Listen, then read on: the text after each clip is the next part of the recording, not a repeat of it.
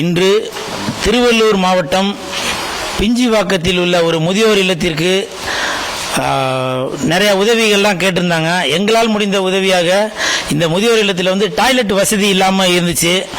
So அதனால் ஒரு 5 toilet அதாவது வீல் சேர்லேயே டாய்லெட் போகிற மாதிரி வசதிகள்லாம் இருக்குது இல்லையா. ஸோ அதனால் எங்களால் முடிஞ்ச உதவியாக ஒரு 5 டாய்லெட்டு அந்த வீல் சேர் அது வாங்கி கொடுத்துருக்கோம்.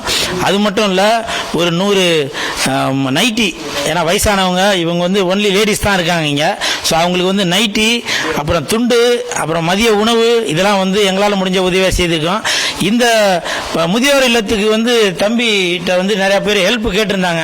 இந்த மாதிரி நம்ம முதியோர் இல்லத்தில் வந்து டாய்லெட் வசதி இல்லை, அதனால் எதுவும் ஹெல்ப் பண்ண முடியுமா அப்படின்னு. தம்பி வந்து கேகே குக்கிங் சேனல், அந்த சேனலில் உள்ள தம்பி சுனில் அவர்கள் வந்து என்கிட்ட சொன்னாங்க, ஆனால் இந்த மாதிரி திருவள்ளூர் மாவட்டத்தில் உள்ள பிஞ்சிவாக்கத்தில் முதியோர் இல்லத்துக்கு வந்து டாய்லெட் வசதி இல்லைன்னா, அதனால் டாய்லெட் போகிற மாதிரி வீல் சேர் எதுவும் ரெடி பண்ண முடியுமா அப்படின்னு சொல்லி கேட்டாங்க. ஸோ இந்த தம்பியோட உதவியோட, அப்புறம் அம்பிகா சொசைட்டி அன்பு அவர்களும் நம்மள்கிட்ட சொன்னாங்க, ஆனால் இந்த மாதிரி நம்மளாம் சேர்ந்து வாங்கி தரலானே அப்படின்னு. அதனால் கூல் சுரேஷ் நண்பர்கள் நற்பணி மன்றத்தின் சார்பாக இந்த முதியோர் இல்லத்திற்கு என்னால் முடிந்த உதவியாக இதெல்லாம் வந்து செய்துட்டு வரேன். இது வந்து ஒரு பப்ளிசிட்டிக்காக அப்படின்னு நான் சொல்ல வரல. எதற்காக சொல்கிறேன் அப்படின்னாக்க, ஒரு வசதி வாய்ப்பே இல்லாமல் ஒரு மிடில் கிளாஸ் ஃபேமிலியான கூல் சுரேஷே இவ்வளோ செய்யும்போது நிறையா பேர் பண வசதி படைத்தவர்கள் நீங்கள் வந்து இதெல்லாம் செய்யலாம் அப்படின்றதுக்கு உங்களுக்கும் ஒரு எடுத்துக்காட்டாக இருக்கணும் அப்படின்றதுக்காக தான். அது மட்டும் இல்லை, இன்று ஐஸ்வரி கணேஷ் ஐயா அவர்களுடைய தாயார் இறந்து மறைந்து இன்றோட 2 வருடம் ஆகிறது.